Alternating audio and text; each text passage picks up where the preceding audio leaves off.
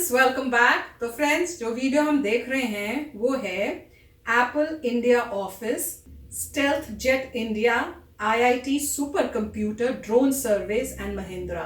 तो फ्रेंड्स, काफी सारी न्यूज एवरीडे सुनने को मिल रही है। तो आज की ये जो न्यूज है इसको डिटेल में पता करते हैं। पर वीडियो शुरू करने से पहले अगर आप हमारे चैनल पर पहली बार आए हो और आपने अभी तक सब्सक्राइब नहीं किया तो पता है आपको क्या करना है। सब्सक्राइब के बटन को क्लिक करना है, बेल आइकन को क्लिक करना है, ताकि आपको हमारे सारे न्यू वीडियोस जैसे हम अपलोड करें उनका नोटिफिकेशन आपको मिल जाए। एंड यस फ्रेंड्स, वीडियो देखने के बाद अगर वीडियो पसंद आए तो करना लाइक और शेयर करना है ये वीडियो अपने फ्रेंड्स और फैमिली के साथ। तो चलो फ्रेंड्स, शुरू करें आज का वीडियो।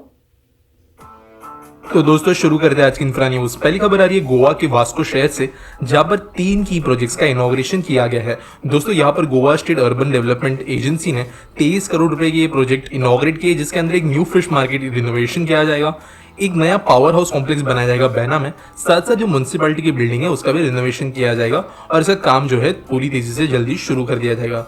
बढ़ते दोस्तों अगली खबर की तरफ जो आ रही है मुंबई से, जहां मुंबई मेट्रो 3 शायद अपना डेडलाइन मिस कर सकती है। दोस्तों मुंबई मेट्रो 3 के साथ में दिक्कत फिलहाल ये आ रही है कि इसका जो डेपो था, जिसका जो कार शेड था, वो आरए कॉलोनी में बनाया जाने वाला था। लेकिन आप सब जानते हो जिस तरह से लास्ट ईयर एनवायरमेंटल प्रोटेस्ट हुए थे, इसी कारण ऐसा कहा गया कि इसे दूसरी जगह पर शिफ्ट करेंगे। इस साल जो है यहाँ की सरकार ने डिसाइड किया था गोरेगांव पहाड़ी में, जबकि आरए में डेपो जो है वो आधे से ज्यादा बन चुका था। तो इसके कारण हुआ यह है कि मुंबई मेट्रो लाइन 3 और मुंबई मेट्रो लाइन 6 को एक पॉइंट पर आकर मिक्स होना पड़ेगा और उसके बाद में जो है ये दोनों मिलकर एक कार शेड में जाएंगे। तो दोस्तों यहाँ पर दिक्कत ये आ रही है कि मुंबई मेट्रो लाइन 6 जो है उसका काम वैसे ही बहुत धीमी गति से चल रहा है और ये मुंबई मेट्रो लाइन के बहुत पीछे है, और जब तक दोनों लाइन एक पॉइंट तक नहीं आती है तब तक एक भी लाइन शुरू नहीं हो सकती। साथ साथ ये जो दोनों मेट्रो लाइन बनाई गई है अलग कैपेसिटी की है, अलग टाइप के सिस्टम इसमें यूज हो रहे हैं, साथ साथ इसमें सिग्नलिंग कम्युनिकेशन पूरी तरह से अलग रखा गया है और जायका के जरिए रिपोर्ट मिलने में भी दोनों मेट्रो लाइन्स को अलग अलग समय लगे थे। इसके कारण मुंबई मेट्रो 3 जो है वो अभी अराउंड 1 से 1.5 साल तक डिले हो सकती है, ऐसी आशंका है। ये कोई कंफर्म नहीं, अगर आगे जाकर कुछ प्लान्स में बदलाव आते हैं तो हो सकता है मुंबई मेट्रो लाइन 3 फिर से अपने टाइम पर कंप्लीट होने की तरफ बढ़े तो दोस्तों अगली खबर की तरफ से जो आ रही है विजयवाड़ा एयरपोर्ट से, जहां पर एक्सक्लूसिव कार्गो ऑपरेशंस जल्दी शुरू हो जाएंगे। तो दोस्तों यहाँ पर बहुत ही पहले ये प्लान किया गया था कि 2500 स्क्वायर मीटर स्पेस में एक एक्सक्लूसिव कार्गो ऑपरेशंस के हिसाब से जगह बनाई जाएगी और ये ऑलरेडी रेडी हो चुकी है। दोस्तों स्पेस के अंदर कोल्ड स्टोरेज की भी फैसिलिटी दी गई है और श्रीपा लॉजिस्टिक्स एक प्राइवेट फर्म है, इन्होंने पहले कॉन्ट्रैक्ट्स विन कर लिए हैं यहाँ के लॉजिस्टिक्स ऑपरेशन संभालने के लिए। तो इसके कारण विजयवाड़ा एयरपोर्ट में जल्दी आपको एक्सक्लूसिवली कार्गो ऑपरेशंस भी होते हुए नजर आएंगे। अगली खबर दोस्तों आ रही है वेस्ट बंगाल से, जहाँ की गवर्नमेंट ने सारे अप्रूवल्स दे दिए हैं बागडोगरा एयरपोर्ट के एक्सपांशन के लिए। दोस्तों एक डोमेस्टिक एयरपोर्ट है और इसके लिए 104 एकड़ जमीन की एक्स्ट्रा जरूरत थी और इसके लिए गवर्नमेंट क्लियरेंसेस के प्रोसेस में ये एयरपोर्ट अटका हुआ था, लेकिन अभी सब कुछ क्लियर कर दिया गया है और अभी इस एयरपोर्ट के एक्सपांशन का काम जो है आगे जाकर किया जा सकता है। बढ़ते दोस्तों अगली खबर की तरफ जो आ रही है हमारी ministry of road transport and highway से, जिन्होंने ये डिसाइड किया कि दिल्ली की 50 डीटीसी बसेस को हाइड्रोजन और सीएनजी के मिक्सचर से चलने वाली बसेस में कन्वर्ट किया जाएगा या फिर हाईटेन बसेस में कन्वर्ट किया जाएगा। दोस्तों ये इंडिया का फर्स्ट इस तरीके का प्रोजेक्ट होगा और साथ साथ पूरे दुनिया में India one of the first countries है जिसने इस तरीके के ऑटोमोबाइल्स बनाने के लिए पहले रिसर्च शुरू की थी। तो दोस्तों ये अभी प्रैक्टिकल इंप्लीमेंटेशन फेज तक आ गया है और जल्दी जो है क्लीन फ्यूल्स के द्वारा, इस हाईटेन फ्यूल के द्वारा चलने वाली बसेस को दिल्ली में नजर आएगी।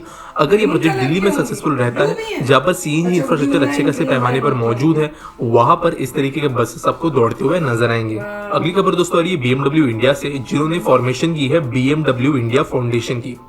तो दोस्तों यहाँ पे ये एक नॉन प्रॉफिट कंपनी इन्होंने एस्टैब्लिश की है जो ज्यादातर सोशल वर्क का काम करेगी इंडिया में। दोस्तों कई सारी कंट्रीज जो होती है वो अपनी एसएसआर या सोशल सर्विस एक्टिविटीज करती रहती है।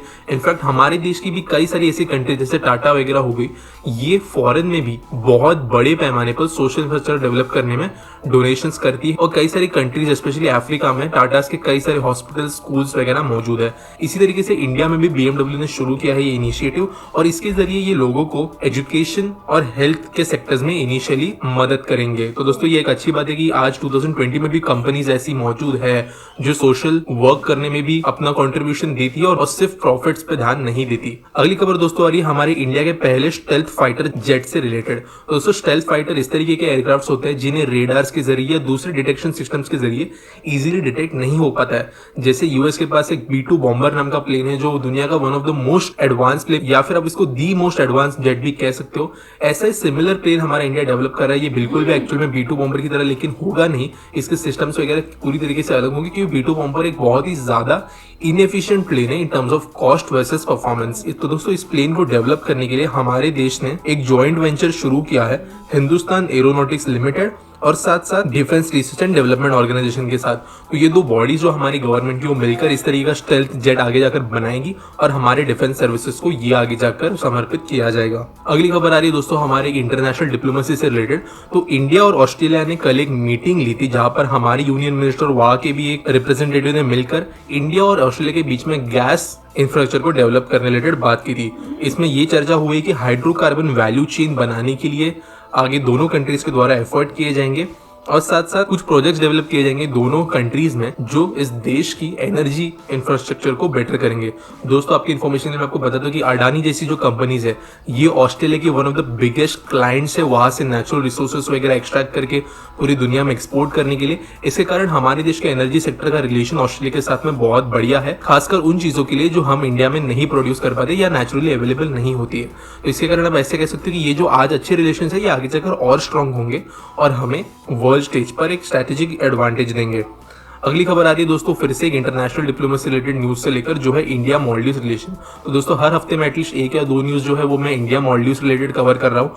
तो यहाँ पर एक और जो अगली न्यूज आ रही है वो ये है कि जो एयरपोर्ट इंडिया बनाने वाला है मालदीव्स में उसके कुछ रेंडर्स बाहर आए। आप अभी सामने देख सकते हो किस तरीके से एयरपोर्ट बनाया जाएगा। इस एयरपोर्ट की खासियत ऐसी है कि जो यहाँ पे मेन एयर स्ट्रिप है और साथ साथ जो फेरी टर्मिनल होगा ये दोनों ऑलमोस्ट एक ही लोकेशन पर मौजूद है और ये काम करने के लिए हमारी गवर्नमेंट ने इन्हें $800 मिलियन का लाइन ऑफ क्रेडिट दिया है। मतलब दोस्तों ये पैसा डोनेट नहीं किया गया है, ये क्रेडिट के तौर पर दिया गया है, आप काइंड ऑफ लोन कह सकते हो। और इसका काम जो है वो हमारी इंडिया की एयरपोर्ट अथॉरिटी ऑफ इंडिया कर रही है और इसके लिए टेक्निकल कंसल्टेंट्स भी इन्होंने अपॉइंट कर दिए हैं। दोस्तों ये प्रोजेक्ट मालदीव्स के लिए भी उनकी हिस्ट्री में one of the biggest projects है।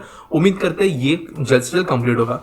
अगली खबर दोस्तों आ रही है हमारे फार्मर्स के लिए जहां पर महिंद्रा एंड महिंद्रा ने अपना एक नया प्रोजेक्ट शुरू किया है महाराष्ट्र में। तो दोस्तों महिंद्रा एंड महिंद्रा ने लॉन्च कर दिए हैं कृषि ई सेंटर्स महाराष्ट्र के कुछ जगहों पर। दोस्तों ये कृषि सेंटर्स इनिशियली जालना, वर्धा, नांदेड़, पुणे, दौंड और सोलापुर इन जगहों पर बनाए गए हैं। इन कृषि ई सेंटर्स के द्वारा महिंद्रा बहुत ही कम कॉस्ट में फार्मर्स को मदद करेंगे कि वो ये जान पाए कि किस तरीके से इस साल की क्रॉप साइकिल्स होगी क्लाइमेट के हिसाब से। साथ साथ उन्हें पूरा गाइडेंस दिया जाएगा सीड्स वगैरह के हिसाब से।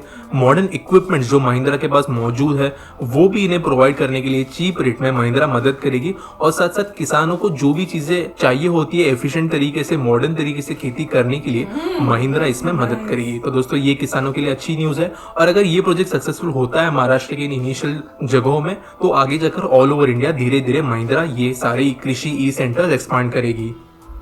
अगली खबर दोस्तों आ रही है मुंबई पुणे एक्सप्रेसवे से रिलेटेड। तो दोस्तों यहाँ पर एक बहुत बड़ी दिक्कत पिछले कुछ दिनों से या पिछले कुछ सालों से बोल सकते हो आ रही थी कि व्हीकल्स जो है इस एक्सप्रेसवे के बीच में ही अपनी गाड़ी पार्क कर देते थे और इसके कारण जो है कई सारे एक्सीडेंट्स यहाँ पर देखने मिले हैं। दूसरी बात दोस्तों इस एक्सप्रेसवे पे बाइक्स अलाउड नहीं है, लेकिन फिर भी अगर बाइक्स वगैरह इस पर चली जाती है तो उसके कारण भी एक्सीडेंट्स की समस्या यहाँ पर बढ़ती हुई नजर आ रही थी। इसके लिए इस एक्सप्रेसवे की जो मैनेजिंग अथॉरिटी है इन्होंने कुछ ड्रोन्स खरीदे हैं और इन ड्रोन्स के जरिए आगे से मॉनिटरिंग की जाएगी ऐसे बीच में रुके हुए व्हीकल्स और टू व्हीलर ट्रैफिक की, ताकि उन्हें जल्दी डिटेक्ट किया जा सके। कोई इंसान जो है वो बाय रोड इतनी जल्दी इस तरीके के रूल वायलेटर्स को नहीं देख पाएगा, लेकिन ड्रोन जो है बहुत कम समय में बहुत बड़ा एरिया कवर कर पाएंगे। तो आगे जाकर जो है इन ड्रोन्स के जरिए ये सारी चेकिंग की जाएगी और वायलेटर्स को समय पर पकड़ा जाएगा और ये उनकी सेफ्टी के हिसाब से किया जा रहा है। तो दोस्तों देखते ये प्रोजेक्ट सक्सेसफुल हो पाता है या नहीं। अगली दोस्तों खबर है रेलवे से जिन्होंने अपनी एक रेवेन्यू रिपोर्ट शेयर की है हमारे साथ में जो फ्रेट ऑपरेशन से रिलेटेड थी। तो दोस्तों कोविड के चलते हमारे देश का पैसेंजर डिवीजन तो पूरी तरह से डाउन हो गया। वैसा कह सकते हैं कि इस साल रेलवे जो है ना के बराबर पैसेंजर ऑपरेशंस में पैसा कमाएगा, लेकिन फ्रेट ऑपरेशंस उन्होंने बहुत तेजी से रैंप अप किए। हम अलग अलग इनिशिएटिव्स देख रहे हैं इन टर्म्स ऑफ मटेरियल्स, किसान रेल और इंटरनेशनल रेलवे रूट्स से रिलेटेड। तो इसी का डेटा जो बाहर है उसमें ये कहा गवर्नमेंट ने कि इस साल पिछले साल के कंपैरिजन में रेलवेज के फ्रेट डिवीजन ने 13.54% पैसा ज्यादा कमाया है सेम महीने के हिसाब से। यानी जितना पैसा पिछले साल सितंबर में कमाया था उससे 13.54% ज्यादा पैसा इस साल रेलवेज ने कमाया। अगर मैं अमाउंट की बात करूं तो इस साल रेलवेज ने 9,896.86 करोड़ रुपए का रेवेन्यू जनरेट किया है सितंबर के महीने में, जबकि यही अमाउंट पिछले साल 8,716.29 करोड़ थी। दोस्तों ग्रोथ बहुत अच्छा नजर आ रहा है रेलवेज के फ्रेट डिवीजन में। उम्मीद करते हैं कि ऐसा ही ग्रोथ उन्हें और ज्यादा बढ़ते हुए नजर आएगा। साथ साथ पैसेंजर ऑपरेशंस भी जल्द शुरू हो जाएंगे, जिसके कारण जो है वो जो डेफिसिट आज बन रहा है इस साल रेलवेज कवर कर पाएंगी। बढ़ते दोस्तों अगली खबर की तरफ जा रही है आईआईटी जोधपुर से। तो इन्होंने एक अनाउंसमेंट की है जिसके अंदर ये बताया गया है कि इस कैंपस में 2 एनवीडिया DGX A100 सिस्टम्स का इंस्टॉलेशन किया जाएगा। दोस्तों सरल भाषा में बताओ तो ये सुपर कंप्यूटर्स है जो इन कैंपस में इंस्टॉल किए जाएंगे और इनके जरिए मेजरली एआई और डेटा साइंस रिलेटेड रिसर्च की जाएगी। दोस्तों ये जो कंप्यूटर्स है ये आप कह सकते हो कि दुनिया के one of the most advanced computers में से एक है। मैं आपको ज्यादा डिटेल में बता भी नहीं पाऊंगा कि एक्चुअल में किस तरीके से फंक्शन करते हैं, क्या इसमें होता है।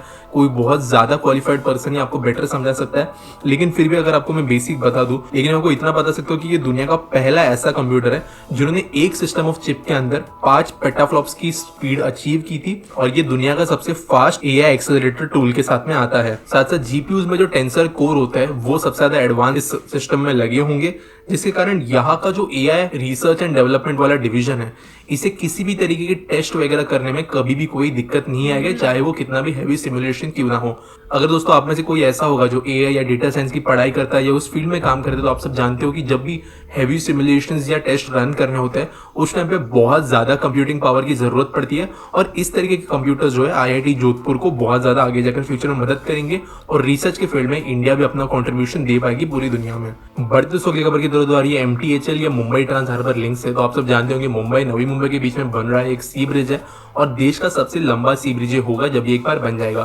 तो इसका काम जो है बहुत ज्यादा तेजी से किया जा रहा है पिछले कुछ महीनों से और इसी के अंदर एक अपडेट आया कि 1000 टन कार्गो जो इस ब्रिज के लिए लाया गया था, जिसके अंदर इस ब्रिज को बनाने के लिए कई सारे इक्विपमेंट्स, मटेरियल्स और बाकी सामान था, वो लोडेड था और इसे JNPT में रिसीव कर लिया गया है। तो दोस्तों ये एक बहुत बड़ा अमाउंट ऑफ कार्गो है जो एक ही शिपमेंट के अंदर ट्रांसपोर्ट किया गया और इसके कारण जो है आप कह सकते हो कि बहुत बड़ा चंक ऑफ इक्विपमेंट जो इस MTHL ब्रिज को बनाने के लिए चाहिए वो पहुंच चुका है और इसके कारण और ज्यादा तेजी से इस ब्रिज का काम आगे जाकर कंटिन्यू किया जाएगा। अगली खबर दोस्तों आ रही है एप्पल से, जिन्होंने 4 लाख स्क्वायर फीट की कमर्शियल स्पेस रिलीज की है बेंगलुरु में। दोस्तों ये बेंगलुरु के सेंट्रल बिजनेस डिस्ट्रिक्ट में की गई हुई डील है और ये हमारे देश की आज तक की किसी भी US बेस्ड कंपनी ने की गई हुई सबसे बड़ी रियल एस्टेट डील है। दोस्तों इस ऑफिस स्पेस के लिए एप्पल हर साल जो ओनर प्रेस्टीज ग्रुप है उन्हें 82 करोड़ रुपीस देगा और यहाँ पर वो एक बहुत बड़ा टेक्नोलॉजी सेंटर बनाने वाले हैं।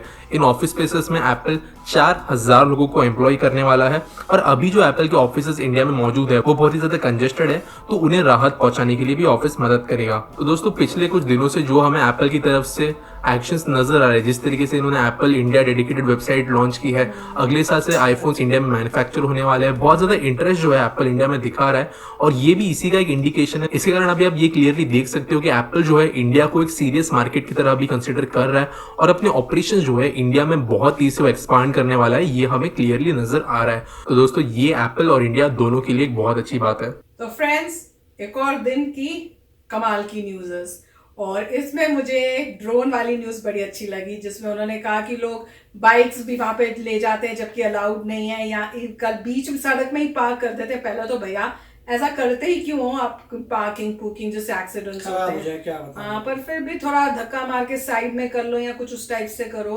पर उसका सोल्यूशन कमाल का इन्होंने ढूंढा कि ड्रोन्स करेंगे। जो ड्रोन्स हैं वो मेरे ख्याल से लिए होंगे ड्रोन्स, वो एक ड्रोन आगे पीछे जाता रहेगा, अपना एक एरिया उसको एलोकेट कर दिया होगा, वो जाएगा उड़ता वापस आएगा, उसके कैमरे से सुपरविजन होती रहेगी, ऑफिस में लोग बैठे होंगे देखते रहेंगे और जैसे ही दिखा कि कोई गाड़ी रुकी हुई है या कोई बाइक दिखी वहां से कॉल किया, पुलिस अपना निकली और पकड़ लेगी। तो वो काफी अच्छा सिस्टम उन्होंने किया है, मजेदार है। दूसरा मैं तो उनको ये सजेस्ट करूंगी आप कैमरे भी लगा सकते हो, तो हर थोड़े डिस्टेंस में कैमरेज, जैसे जहां जहां जनरली लगता है कि वहां रुकते हैं लोग या रोकते हैं, तो जगह जगह कैमरेज लगा दो जिससे पता चल जाए। क्योंकि मुझे याद है कुछ साल पहले जब मैं नई आई थी तो मैं अकेली रह रही थी, हस्बैंड कहीं और थे, मैं कहीं और थी, तो मुझे ड्राइव करके जाना था एयरपोर्ट और वहां से फ्लाई करके जहाँ हस्बैंड थे वहां जाना था, छुट्टियां थी या कुछ उस टाइप से था। तो मैं निकल पड़ी। अब रास्ता एयरपोर्ट का तो मुझे पता नहीं था, पहली बार ही जा रही हूँ और उस टाइम जीपीएस कुछ नहीं था, तो रटा हुआ रास्ता था और वो दिमाग से उतर गया कि अब एकदम से कहाँ से कहाँ जाना है। तो बीच में ऐसी कोई जगह थी, वहां मैं रुक गई कि 1 मिनट जरा रुक जाती हूँ, कॉल करके पूछ लेती हूँ और देख लेती हूँ थोड़ा मैप में कि कहाँ जाना है। वो मैंने अभी रोका और इतनी जोर से मुझे ऐसे लगे जैसे वो कहते हैं ना आकाशवाणी होती है, वो आकाशवाणी हो गई, you are illegally parked, please remove your vehicle immediately. मैं इतना घबरा गई, मैं यहाँ देखा वहां देखा पीछे देखा, कोई गाड़ी आ गई है, पुलिस आई है, जैसे इंडिया में होता है ना कि वो पकड़ के वो उसको कौन सा होता है उस पर बोल रही है। मैंने कहा वो पीछे कोई खड़ा होकर बोल रहा है, पीछे देखा कहीं कुछ कोई नहीं, देखा आवाज आ कहां से रही है। तो मुझे समझ नहीं आया, पर मैं बड़ी घबरा के निकल गई और फिर एनीवे पहुंच गई। पर जब वापस वहां पहुंची तो पूछा, मैंने कहा यार पता नहीं कहां से आवाज आ रही थी। तो हस्बैंड कहते वहां के कैमरा लगा होगा लाइट लूट के पास। मैंने कहा हाँ, वैसे मैंने रोकी तो लाइट के पास ही थी कि देखने में आसानी हो जाएगी। तो वैसे ही सिस्टम यहाँ पे भी कर देना चाहिए। इतना फैंटास्टिक था, मतलब मैंने 1 सेकंड रोका ही अभी और अब उसी टाइम आवाज आ गई, मतलब इंस्टेंट। तो वैसे कर सकते हैं। पर न्यूज सारी कमाल की थी और मुझे तो पता ही नहीं था आईआईटी जो है कहा था, जयपुर बोला था कि जोधपुर बोला था, जोधपुर। वाह रे, वो भी आईआईटी जोधपुर में आ गया। हमारे टाइम में तो नहीं था भाई, ये कब आया हमें पता भी नहीं, पर फैंटास्टिक आ गया। तो न्यूज़ कमाल की थी, मजा आ गया। तो काफ़ी अच्छा है और मैं डेफिनेटली कहूँगा जो ये बात कर रही हैं वो मेरे ख्याल से 15 साल पहले की बात होगी। बहुत पहले थी, शुरू में आई थी जब मैं की है। तो उस वक्त भी यहाँ पे जो है काफ़ी ज़बरदस्त सर्वेलेंस होती है। एयरपोर्ट्स में कैमरेज लगे होते हैं और वहीं पर ही लाउड स्पीकर भी होते हैं, तो कैमरे में कुछ देखते हैं। मैं तो सच्ची में घबरा गई थी, अभी भी मुझे याद है। हाँ, और वो सेफ्टी के लिए भी अच्छा होता है कि अगर आप फंस गए तो आप बता भी सकते हैं।